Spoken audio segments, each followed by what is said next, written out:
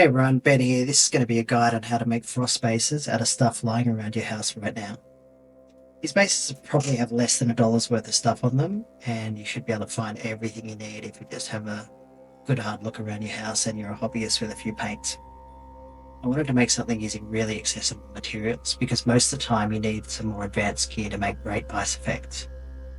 Well, I do have all the stuff to make really realistic versions of this stuff like resin, snow effect texture paints, silicone to make molds for icicles. I really wanted this to be easy with minimal fuss, mess, and no toxic materials. I think the bases that I'll make today are more exaggerated in style, almost cartoony, maybe setting something more like Marvel miniature games or Star Wars Shatterpoint. The techniques would also be great for large dioramas where you need to keep the materials cost low and low fuss so you cover a really large area. With that said, let's jump straight in. So I'm going to be making two bases today, and the first one is going to be the small simple base, and you can see here I've just got a plastic lid from a takeaway container and I'm cutting out a shape that is the same size as the base, and then sort of dry fitting it just to see that it's roughly the right size and just giving it a little bit of a trim.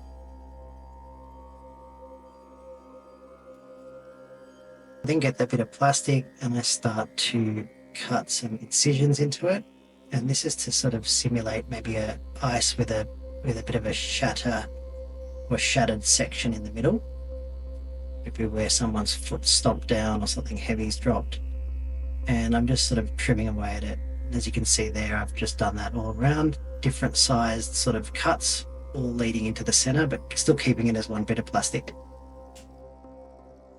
Then get some super glue, put a bit of that on there, and then put the bit of plastic on top.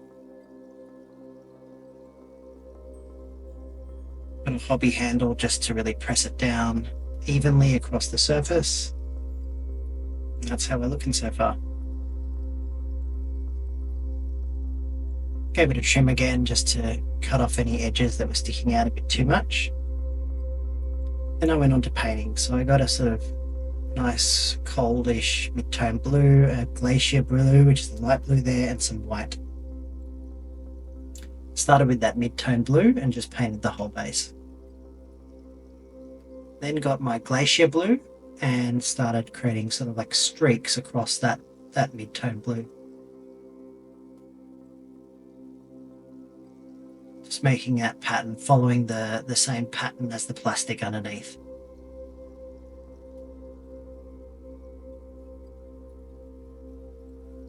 Then move on to my white, and just around the edges where the plastic cuts are, I start to sort of paint in that much more stark white color. I'm just blending a lot of this as I go, moving back and forth between the different blues just till I get an effect that I like the look of. Then get a darker blue, so I mix some of that mid-tone with some black, and I just paint that towards the center, away from the cracks, just to give some illusion of maybe depth, or maybe there's water underneath or something like that. Last step for this base is to get some gloss Mod Podge. You could just use PVA glue with a bit of gloss varnish and just give it a thin coat just to give it that slick icy look. Alright, onto our bigger base. So again, we're just drawing out the base shape and we're making two levels, so this one will be quite elevated. Got my two circles. Then get my hot wire cutter, and I've done this off camera because I had to go outside. But you can see there I've cut the two shapes, so both rings, and then one of them I cut in half. I used a kind of zigzagging motion as I cut it just to create this interesting ridged effect around the side. Then got some wood glue and just glued that first half circle bit down. And then with the wood glue again, I put the larger piece on top.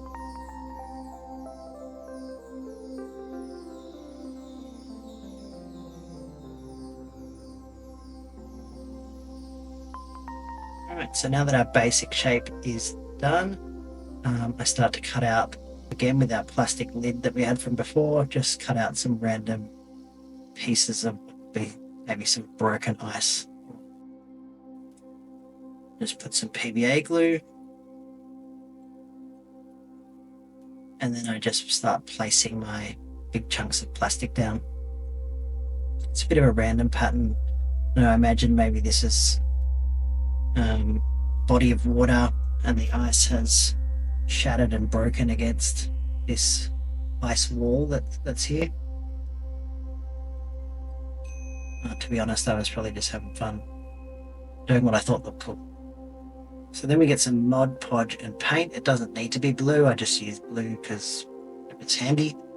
And the reason we put paint with our Mod Podge is just so we can trace where we've actually painted. And we're covering this foam with Mod Podge just so when we spray it later, it won't bubble up and burn. Then we go ahead and spray it. And we've given it a white coat, ready for painting. So I take a darker blue first and I really cover the whole piece. That darker blue doesn't have to look perfect as long as it's largely the right color and you've covered all the areas. Then I get a dry brush and I get that mid-tone blue that we used before and I give that a dry brush all over.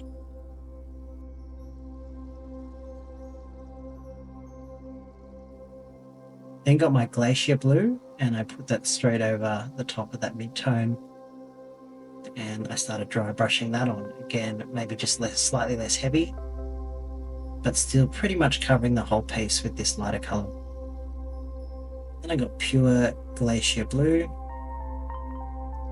and started to focus more on a angle from up to down, just where maybe simulating a little bit of light. And this really starts to make it look a lot better.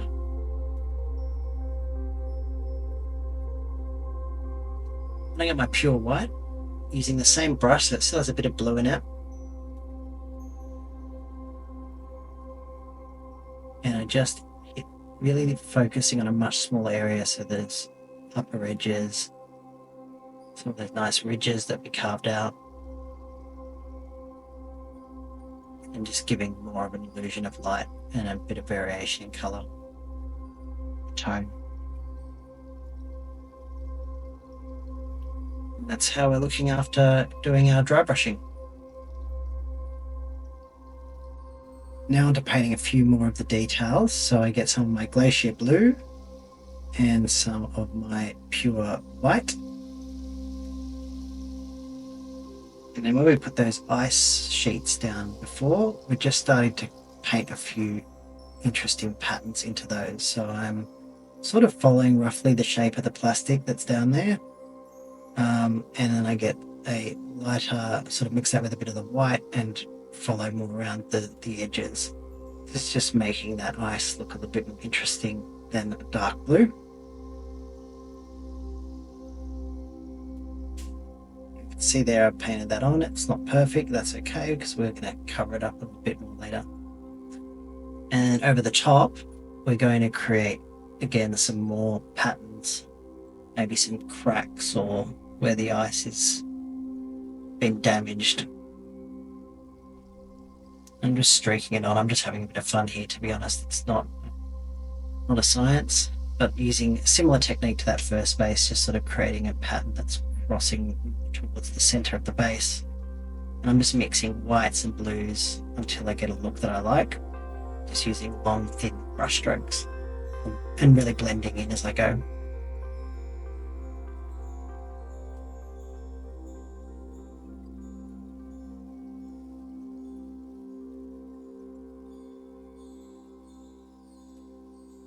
Again, this doesn't have to look perfect because we're going to be covering this later with some snow effects, more of an undertone. And then just some edge highlights around the place just to make it pop a little bit more, particularly at the front where we're going to be looking at the model most of the time. Key is really just getting a good mix of dark and light colours. Alright, onto our homemade icicles. So again, using our bits of plastic, you'll see here I've carved out a few long, thin triangle shapes. Just using some scissors to do that.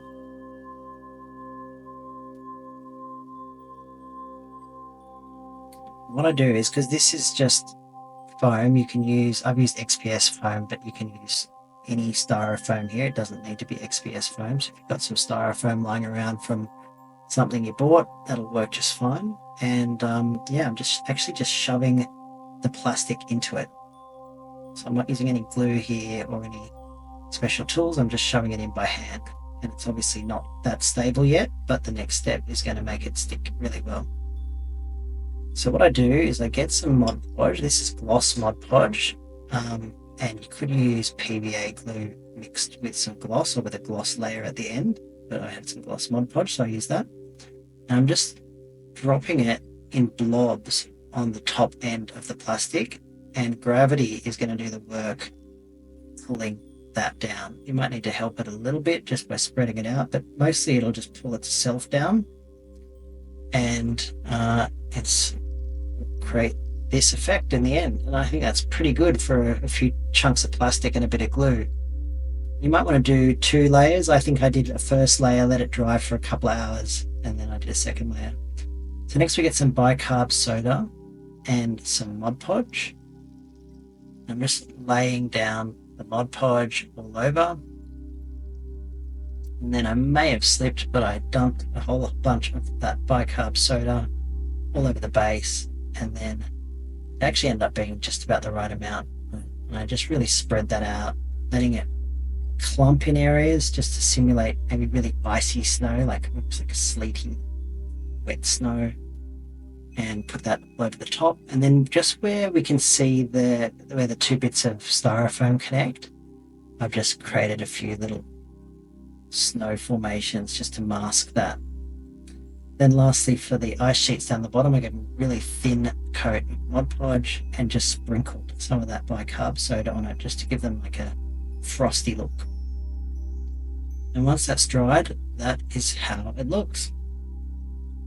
It's very sturdy, nothing's fallen off, and yeah, I think it looks pretty good considering this is just stuff that that hopefully all of you have lying around somewhere in the house. I'm not much of a baker, but we did have some bicarb soda. And this is how they look when they're done. So I hope you enjoyed that. I hope it was useful. And yeah, hopefully you can give it a go right now. If you just rummage around your room for a bit, you might find the materials you need. Catch you in the next video.